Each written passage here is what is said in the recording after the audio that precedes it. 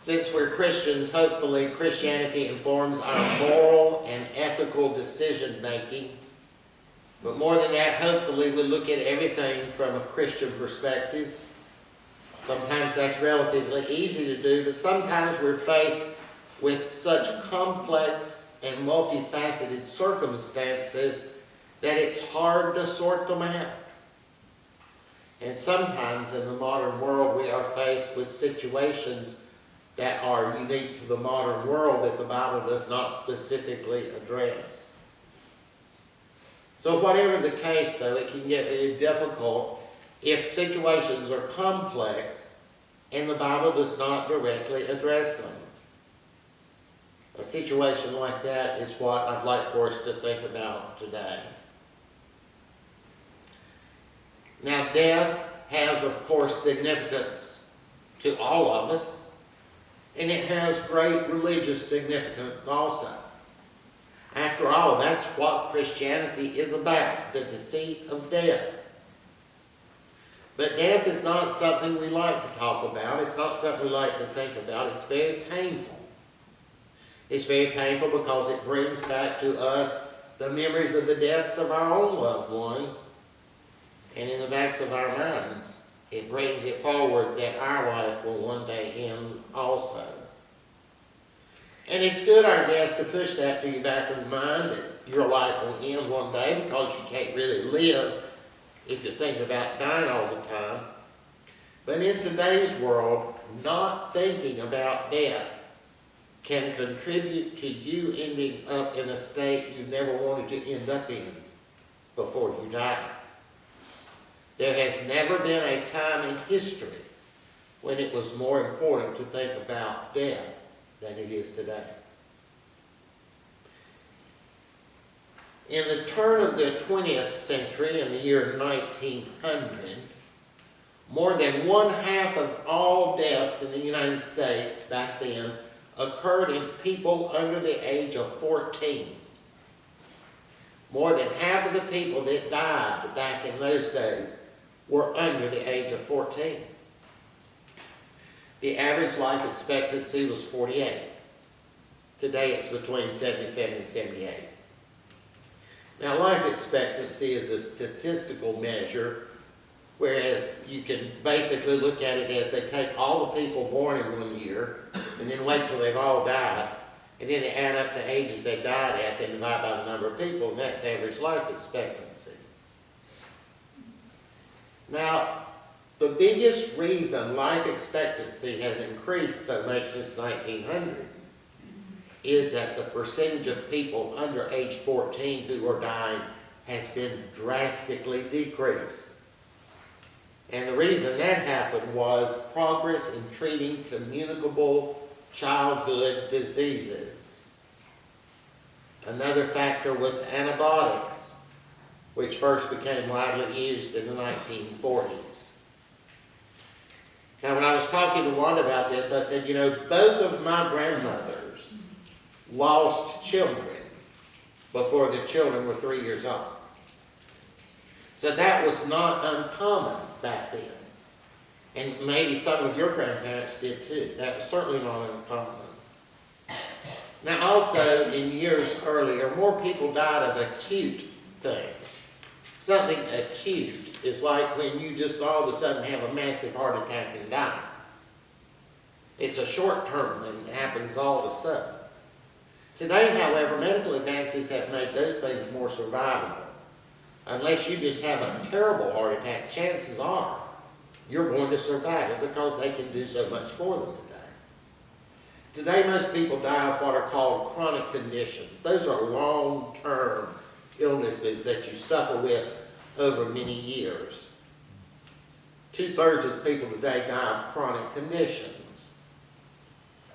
For those over 65, 85% have been diagnosed with at least one chronic condition, and 56% have been diagnosed with more than one. Now, my mother's father died of a heart attack in 1954, back before I was born. And I remember my mother talking about it. She said there was nothing they could really do for a heart attack back then. They just put you in the hospital and watched you and see what was going to happen. Now, her mother died of a heart attack 30 years later in 1984. And back then, it was similar to what it was back in 54. I can remember when that happened, they put you in the intensive care unit and they just watched you, basically. Now today, if you go to the emergency room with a heart attack, they do all sorts of things. So they're largely survivable. In 1900, most Americans died at home, in their own home. Today, 85% of Americans say they want to die at home. 80% with chronic illnesses say they do not want to return to the hospital under any circumstances, but yet over 80% of people today will die in some sort of medical institution. 1/3 of all Americans see 10 or more doctors during the last 6 months of their lives. Unless you think you'll avoid this, if you have an advance directive, only 25% of doctors check and see if you have one. So 75% of the time they won't even know that you have it. And most of the time, anyway, they are ignored. Although most people say they don't want it to be like this, for most people, the last years and months of their lives will be spent inside the merry-go-round of the medical system. A significant number of people will be in intensive care units for 10 days or more before they die, and treatments and life-prolonging measures will not be stopped until hours before death occurs. We knew a woman about 10 years ago who was dying. They treated her in the hospital. She kept declining. She got moved to intensive care where she stayed for several weeks. They moved her to hospice 2 days before she died. Wanda and I were at hospice when they brought her in and she was unconscious. But as the nurse was moving her over into the bed, the nurse looked at her arms, and her arms were full of marks of where they had IVs and stuff all in her. And she said, "Honey, they used you as a pin cushion." Do you want to end up like that? I don't. But for most people, that's exactly what's going to happen, whether you want it or not, and whether or not you have an advance directive. Even hospice has changed lately, at least the one in Cleveland County. They don't provide near the services they used to. And from what I've seen of it, for many people, it's just simply not worth the trouble. So aging, decline, and death, though, are normal parts of life. We are not going to live forever. And we know that. But although we know that, we do not act as if that's true. We today see aging, decline, and death as medical problems to be cured. We think of it as a disease, as something to be fended off and prevented. We live in a time of medical dominance that permeates our entire lives. Medical dominance is a worldview, almost like a religion. It shapes our lives. Everything is seen through medical eyes. Sadness, normal life heartaches, sex, eating, sleeping, normal changes of aging. None of those things medicine has not put its foot into. There's a pill for everything now. It shapes our lives and also our deaths. And this has resulted in the place of death shifting from the home to the hospital. Death and dying are seen as preventable, curable diseases, and doctors have become the gatekeepers of dying. The inevitability of death is not acknowledged until right up at the very end, after all possible interventions have been exhausted. You have a stroke or a heart attack, you get taken to the hospital, they pull you through it. But you're left in a shape where you can't live at home alone independently anymore. Something else happens. A few months later, they pull you through that. You're in worse shape. Something else happens. They save you again. They keep saving you over and over until there's nothing left to be saved. How long will you live like that? 2 years, 5, 10? How can you avoid it? Imagine someone who has several chronic conditions and is deteriorating. And they have said, my life is not going to end up in a medical setting, it's going to end right here in my home. They made the decision that their last days would not be consumed with doctor's visits, tests, and being stuck in the hospital. They want to stay home. That's very hard to do, especially if you live alone. But as soon as someone succeeds in doing it, rejecting all advice from health professionals to go to the hospice or to the nursing home or to the hospital, they determine to stay at home and have their life in there. One day when they know they can't go on anymore, rather than call 911 and being taken to ICU, they take a handful of pills and end their life. Let's go back to what we talked about a minute ago, where you have a heart attack and they save you, you have something else, they save you, you have something else. They keep saving you. And you keep getting worse and worse off, and you're just laying there. How do you get out of there? Once you get in a system like that, how do you get out? My mother-in-law was able to avoid getting trapped like that because she had a doctor who was determined to see that her wishes were followed. But there are very few doctors around like my mother-in-law. I know of a 103-year-old woman who they put a stent in. She didn't survive but a day after the surgery, but they put that stent in anyway. I thought they were going to save that woman. Yeah, save her. I know of a man several years ago who had cancer. They took it out.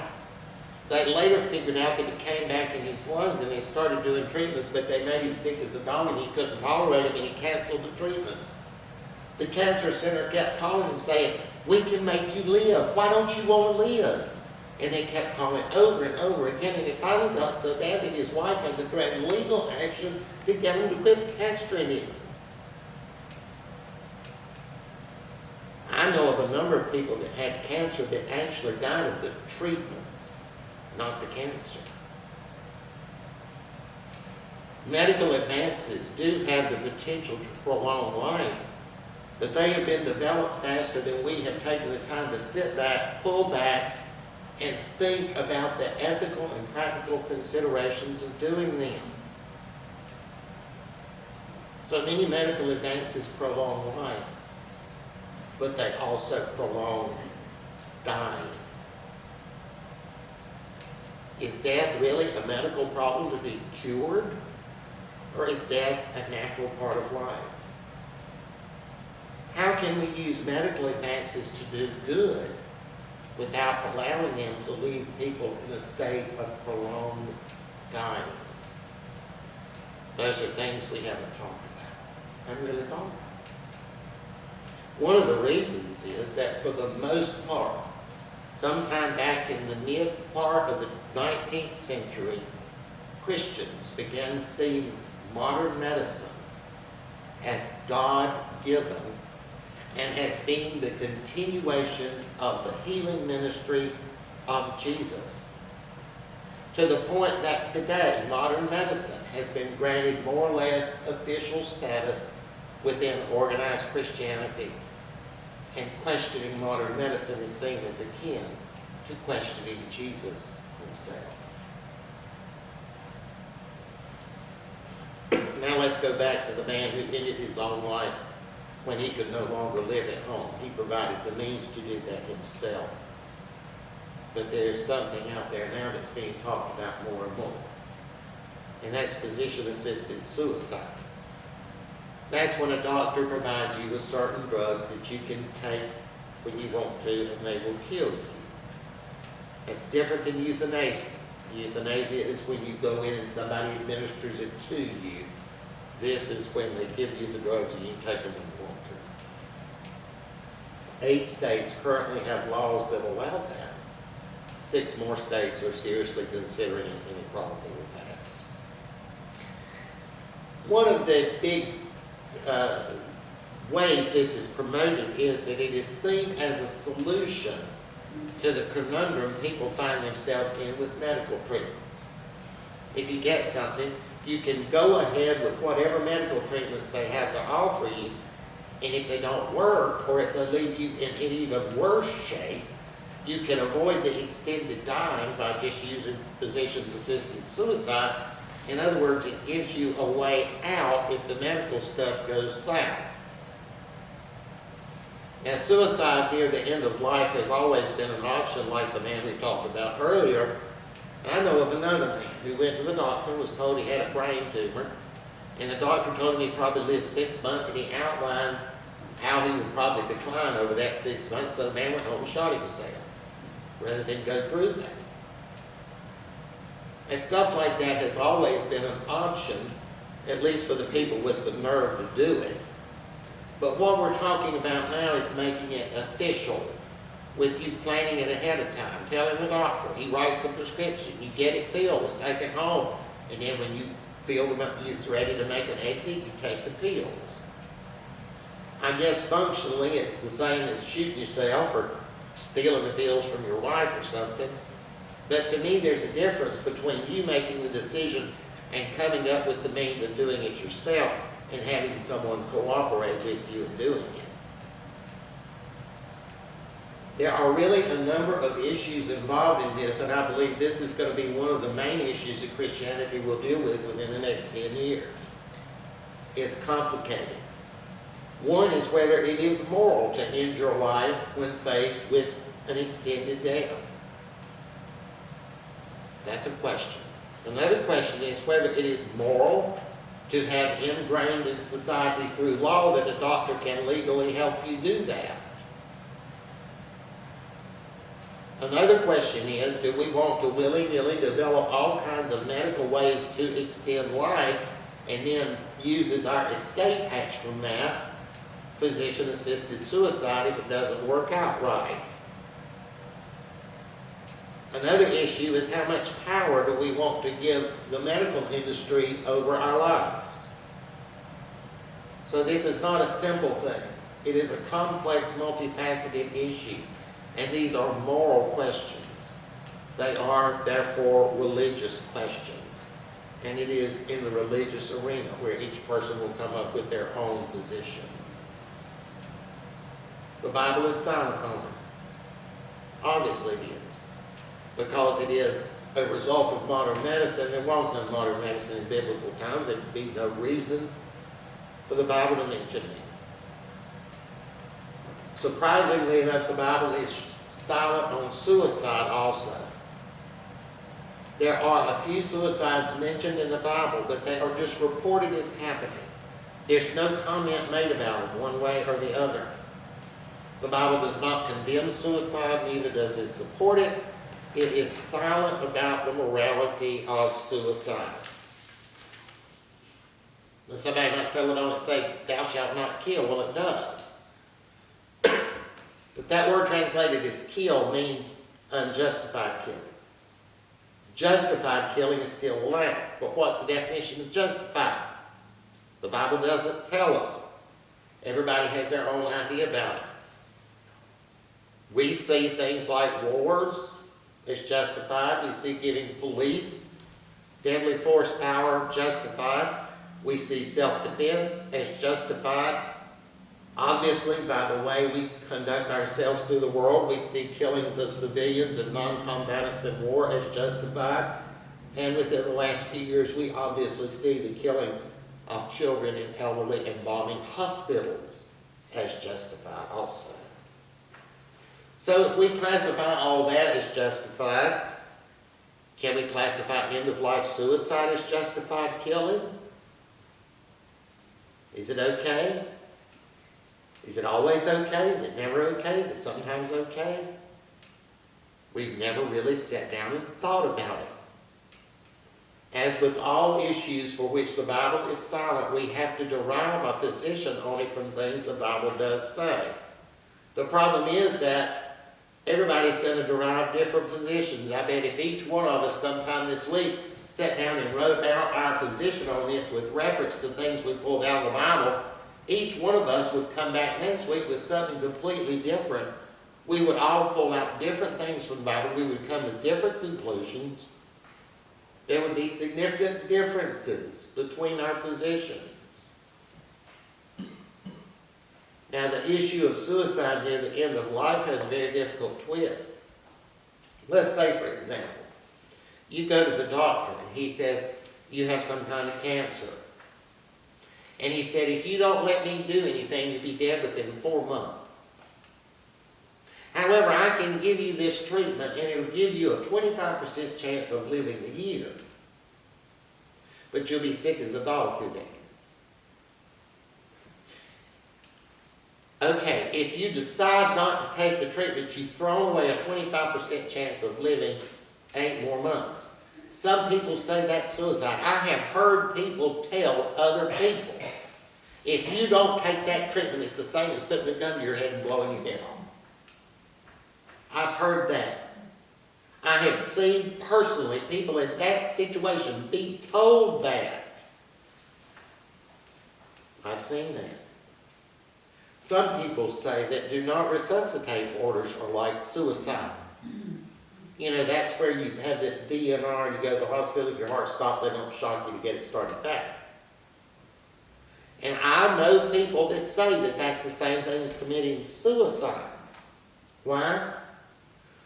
Remember when we went back and we said that modern medicine today is seen by much of Christianity as a continuation of the healing ministry of Jesus? Because they say, well, it's like Jesus is offering you this, and you're refusing it. You need to let them do anything they want to do. Looking at the morality of something is never easy. We should know that, because we're all old enough to know what Christianity went through with abortion and homosexuality and all this, that, and the other. You know, we've seen all these subjects that were never dealt with like adults. In the past, when we looked at moral issues, we tended to be simplistic with off-the-cuff, knee-jerk reactions. But this one, actually, I think, is much more important to all of us with this, and eventually, I hope Christianity will look at this different. Now, I did not choose this today in order to tell you my personal opinions on it, because I think that's what's been wrong with all these other issues, is a bunch of people just spouted their personal issues. I'm talking about it today because this is something that I think will be a subject in Christianity to come up, and I hope that we can do more this time than just have our own personal opinions on it. But one thing I would encourage you all to do is think about the way you want your life to end, or the way you don't want it to end. And realize that it's going to be very difficult not to make your life end the way you don't want it to end. It will require a lot of advanced planning on your part, and it will require a lot of cooperation and fighting the medical establishment from members of your family. So, I did not preach this to depress anybody, just simply that this is a main issue in Christianity. It is an issue that all of us will face. And now is the time to begin thinking about it in terms of our own Christian faith.